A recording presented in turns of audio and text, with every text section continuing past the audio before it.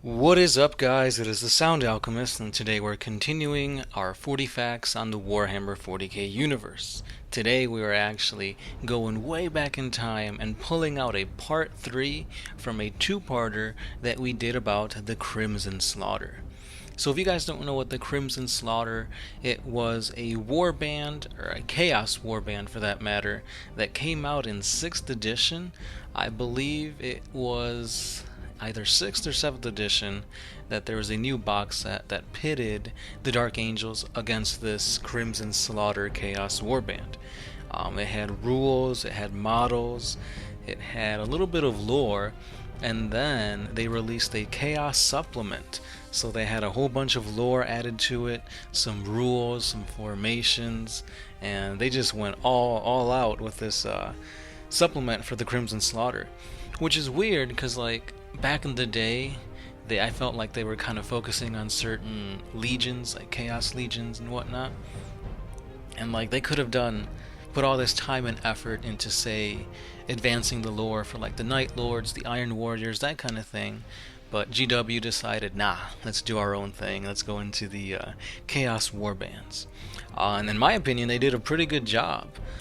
Besides the main factions of Chaos, like the Alpha Legion, Sons of Horus and whatnot, this is a pretty interesting chapter. So if you guys want to learn a little bit more about the Crimson Slaughter and how they became chaotic and whatnot, I highly recommend you guys check out Part 1 and Part 2 to this series. I'll link it at the end of the video so you guys can go ahead and check that out. But without further ado, let's dive into Part 3 on the Crimson Slaughter, which we'll be talking about basically what happened to them. Not in depth, because we go more in depth in the first parts, as well as some notable battles for these chaotic Marines. So, the Crimson Slaughter used to be known as the Crimson Sabers Space Marine chapter. However, they too have fallen into the clutches of chaos. So, how can an entire chapter turn away from the Emperor's light and go worship chaos? Well, you gotta check part 1 and 2 for that. But it has to do with them basically going crazy. They started hearing voices in their heads telling them that, oh, if you kill all the population in this planet, we'll stop haunting you and whatnot. But that never happened. So eventually they just kept on killing and killing and killing, so much so that the Imperium had no choice but to label them as, I believe it's excommunicate traitores, meaning they're traitors now. And eventually, yep, they became chaos. So much so that they descended into madness by traveling within the Eye of Terror. Here, the Marines began their chaotic metamorphosis. So the energies of the warp changed their armor into a fusion of demonic steel and chaotic energies. They had strange symbols being upon their armor and weaponry, and blood began oozing from their vehicles and other types of armor and whatnot. Eventually, Sevastus Cranon, which was basically the chapter master, his own power sword began to evolve. A sinister glow came off from the blade, and it was like a dreadful energy was emancipating from within. And at times, spiritual faces appeared on the blade, and it turns out that these were the souls of everybody that he has killed. Now, the blade, which is called the Imperator Blade, grew stronger with each life that it stole, so much so that Cranon began to feel its energies flowing into himself. And eventually he killed so many people that he felt like he could challenge the Chaos Gods. It was probably a huge overestimation, but that just goes to show you how power hungry and how powerful this guy's weapon was making him feel. Now, it wasn't just his blade that also changed. The spacecraft that they use, the Red Horizon, also began to change. So this ship's metal plating began to repair itself, similar to how a scab forms when you get a cut. So basically that's saying that no thing or no one was safe from the corrupting touch of chaos.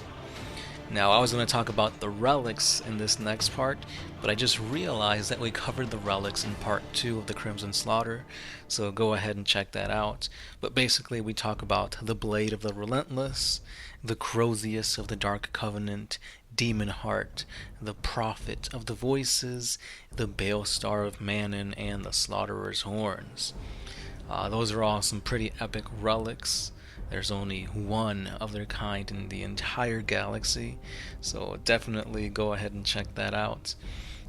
Or you can just pick up the 7th edition Codex supplement. There's a whole bunch of other information on there. It's outdated, yeah, but I mean, it's a good source of lore if you like reading about chaos and whatnot.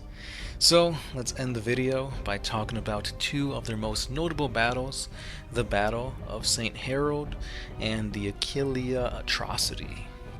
The Battle of St. Herald was an attack on the Imperial Shrine World of St. Herald by the Crimson Slaughter Marines in the 982nd year of the 31st millennium.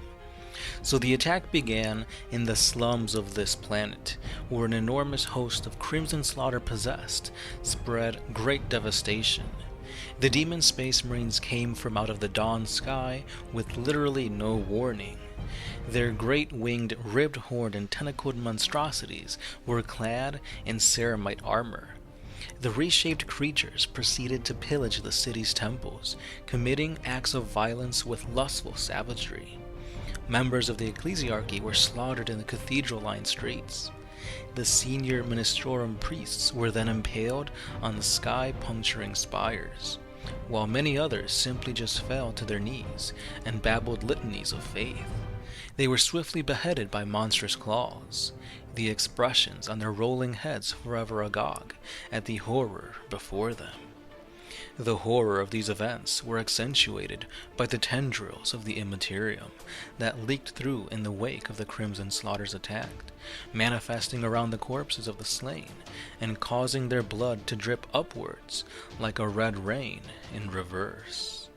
Now say what you will, but this is some creepy stuff. Like, I'm just trying to picture this in my head, and this is like beyond horror movie stuff. Blood that freaking drips upwards, like what the heck? And on top of this, they're freaking demon space marines just killing like priests and like fighting in churches and whatnot. That's crazy. I got chills, and yes, they're multiplying. It's electrifying.